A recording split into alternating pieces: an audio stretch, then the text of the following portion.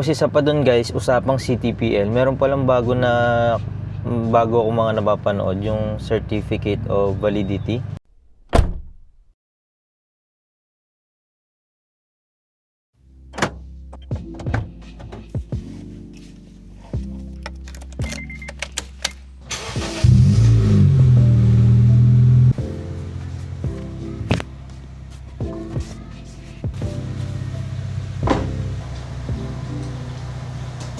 Guys, sama kayo sa akin. Bibili tayong tubig. Ayun ang ano guys, pag ano ka, panggabi. Tapos pagising mo minsan, wala na magde-deliver ng tubig. Kaya maghahanap na lang tayo.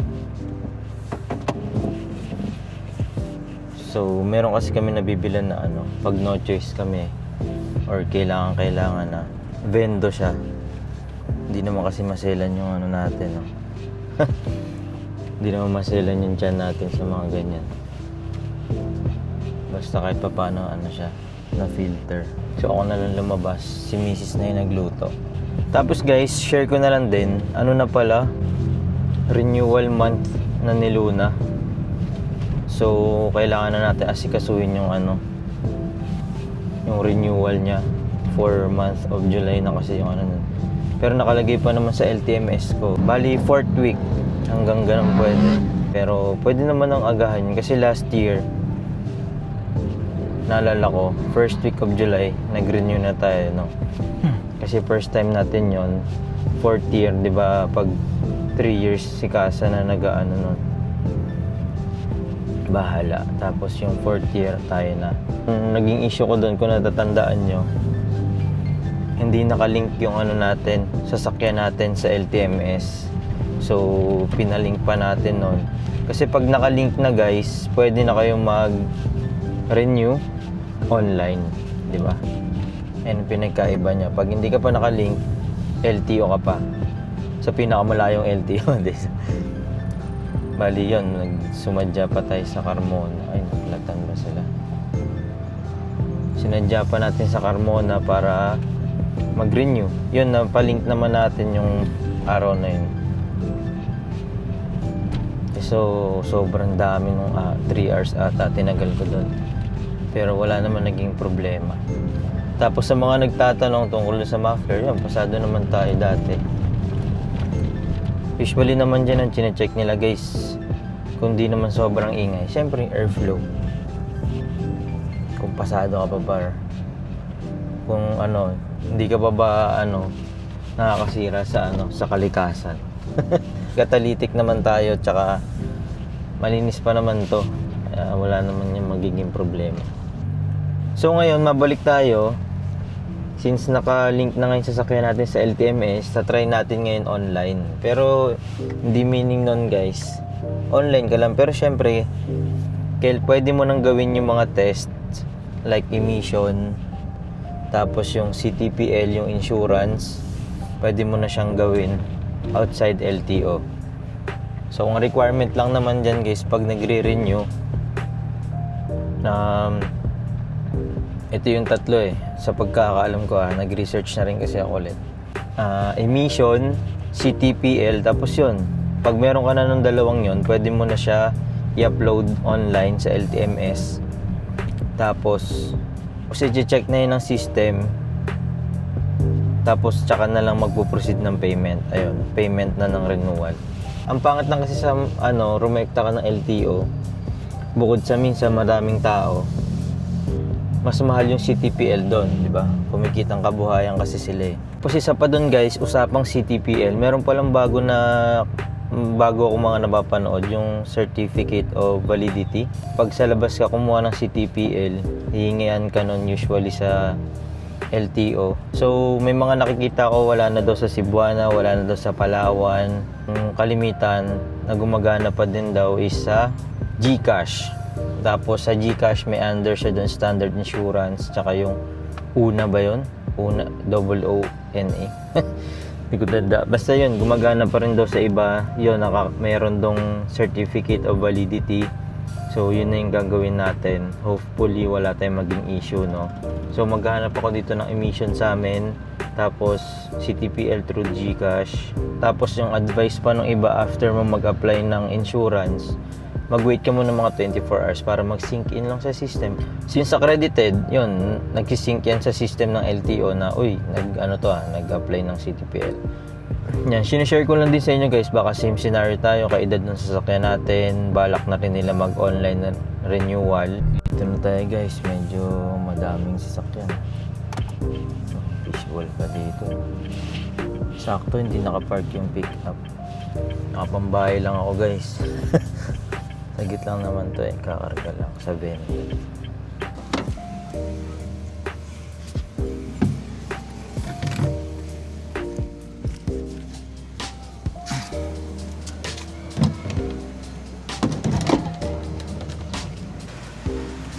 So guys, layo kasi ng ikot kapag doon pa sa bilihan ng tubig. Kaya ang busy ng kalsada dito kapag hapon.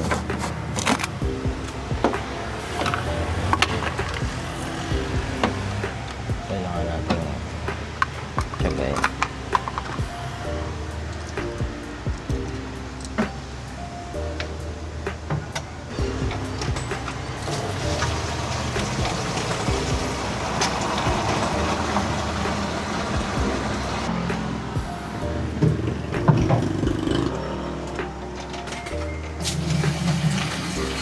Sara natin, baka mag-leak sa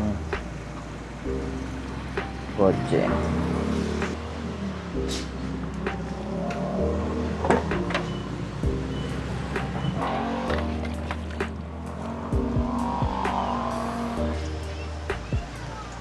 Sakto.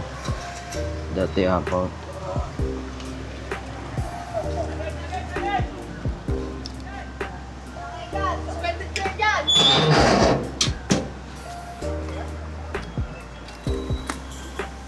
Okay na guys.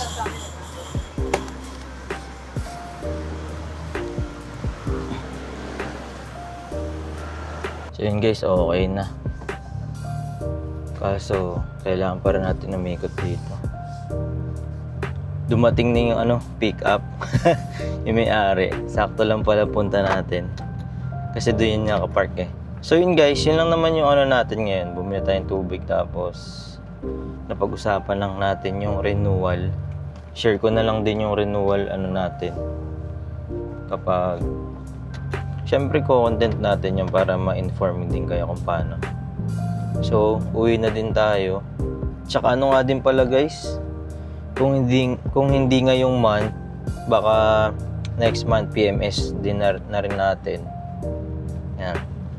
Iniisip ko kung napapanood nyo ba si Road Trend? Parang naano ko dun eh. Nag-inquire na rin ako sa kanya pero parang nalimutan ko. 6,000 ba? 599 or 699?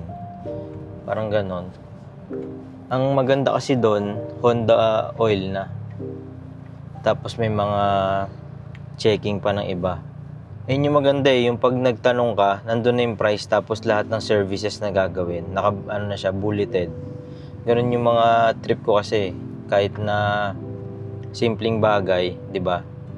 One question, all answer. Hindi ka na yung para mangulit pa na, boss, ano ba yung mga kailangan dyan gawin? O, 'di ba? Dami kasing paligoy-ligoy ng iba. So, ang iniisip ko kasi nung Easy Works. Kasi yung tropa ko doon talaga videos niya. Doon matindi talaga yung checklist kasi may idea na kung paano sila gumagalaw. Talagang pagdating mo, yun nga, pila, ang dami nagpapagawa doon, nagpapaalaga. Pag mga taga Laguna kasi guys, yan yung mga kilala nating shops eh. Hindi ko pa siya na-try. Nakapag-bukid na rin kasi ako before. Okay din naman yun kasi Honda oil din ang gamit doon. So, gusto ko bumalik ng Honda oil, baka kay Road Trend. Kasi kay Easy Works, hindi kasi Honda doon eh. Pero grabe maglinis doon guys and mag-check. Kasi pinapakita ng tropa ko yung ultimo throttle body ba yun? Hindi naman talagang siya, default siya sa PMS. Hindi mo siya kailangang i-request parang ganun. Ewan ko, hindi ka rin kasi alam eh. Hindi naman ako mekaniko kaya ang gusto ko minsan mag-aral ng mekaniko. Para may idea tayo dyan. Ayun, hindi ko pa alam pero baka makapag-comment kayo dyan, nakapag-try na kayo Brio users sa EasyWorks kung nasatisfy ba kayo. Kahit na yun lang is nila, yun nga, hindi nga Honda.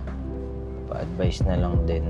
Tapos kay Road Trend, ang dami kasi doon lately yung mga Honda na tow, tapos naayos niya. Though hindi naman ganoon yung situation natin, PMS lang. Pero, di ba, yung knowledge nila sa Honda, ang pinopoint ko. Lalo na mga bago. Kasi pag mga bagong maraming sensor, di ba, nadadiagnose pa rin nila. Para at least yung mga bumabanat sa atin. Kasi gets nyo ba yun? Yung parang nagkakalikot ka pero familiar ka sa mga hindi mo naman siya gagalawin pero pag tinignan mo yung isang buo, familiar ka sa bawat sulok nun. Na alam mo yung mga, uy, dapat dito maggalaw kahit papano. Uy, kailangan pala itong higpitan kahit papano. Yung mga ganun. At siguro, naset naman niya siguro yung standard sa mga empleyado niya. Kaya medyo nako-convince ako dun kay Road Trend. Kasi nga, Honda. Tapos, ganun yung price niya. Parang, okay pa naman yung CVT natin guys nakapagpalit naman na tayo dun kay Bukid before. Kaya basic PMS. Hindi ko lang alam. Papacheck na rin natin yung belt natin kung due na. Tsaka madami kasi sa listahan ni Honda, nasa akin pa yung listahan ni Honda Carmona Meron dong kailangan i-check after 4 years or palitan, ganun, titingnan ko pa. So yun lang guys, salamat sa pagtambay Yung next vlog na siguro natin is yung sa LTO kung may man pa dyan. Stay tuned lang guys. Yun lang, maraming salamat sa nakatulong. Subscribe. Vintage frames on my face, see the vision clearer. Manifesting peace, no hate up in the mirror. I ain't rushing nothing, I smell the rose petals.